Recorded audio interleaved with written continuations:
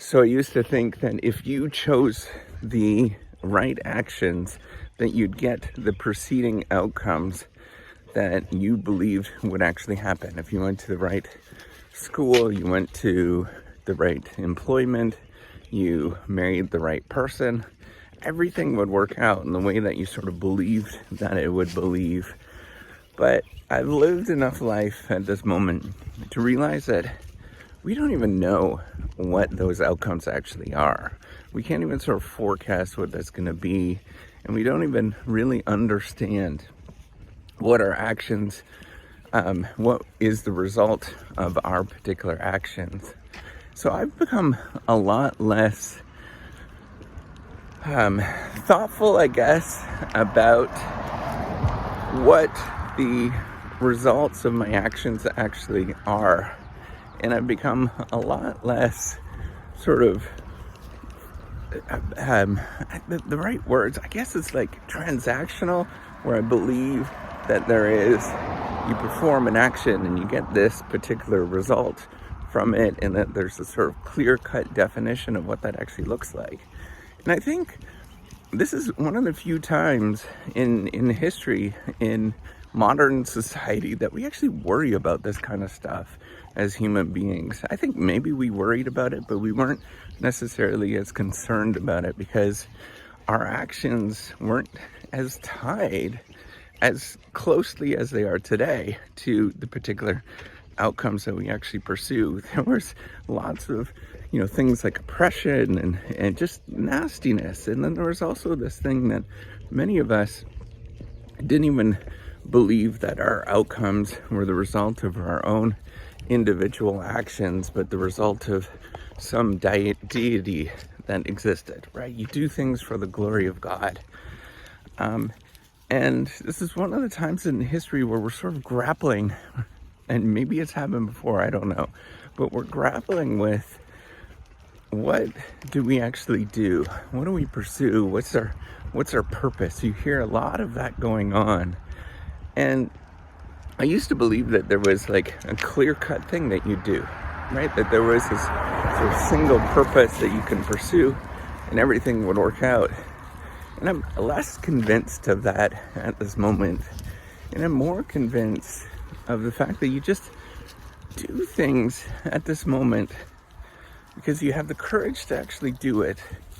And you do things for things that give you somehow some sort of pleasure in the moment, and not necessarily sort of that gratification like having a nice cigar or something like that, but things that add value in your particular life, right? So maybe it's you spend some time with your family or extended family.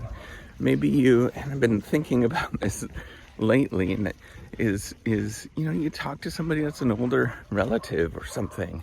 Maybe maybe you just listen to everything around you, and you start listening to the birds, and you sort of connect to who you once were. I don't know, but I do know that the actions that you pursue are not necessarily that tied to the outcomes that you actually get in the end.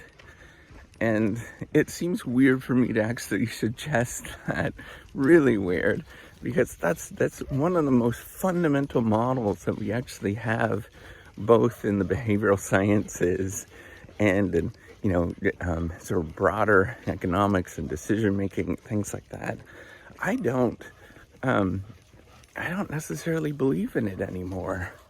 I believe in the fact that you do things because it makes you feel somehow better inside, and it adds value to that.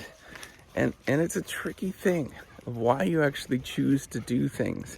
I think about why I actually became a professor, for example, and I think the main reason had nothing to do with maybe there was some to do with status and stuff like that, but most of it was because it was just a challenge. It was like the hardest thing that I could possibly do.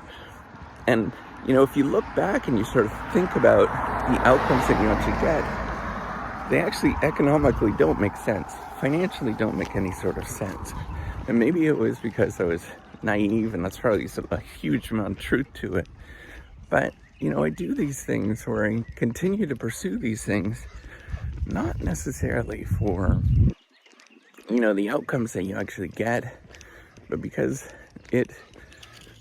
there's some pleasure in the moment of why you actually do that, and you keep doing those things.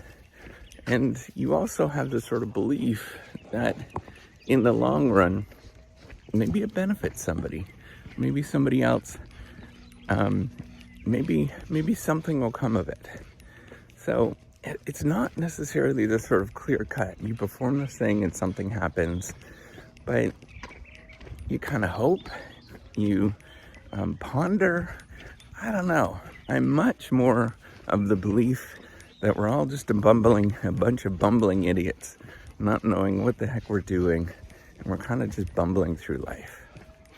And I think it also gives us some time, for me at least, it makes me feel okay, because then I don't put all of this pressure and stress on myself, and I'm just bumbling through life trying to figure it out, just like everybody else.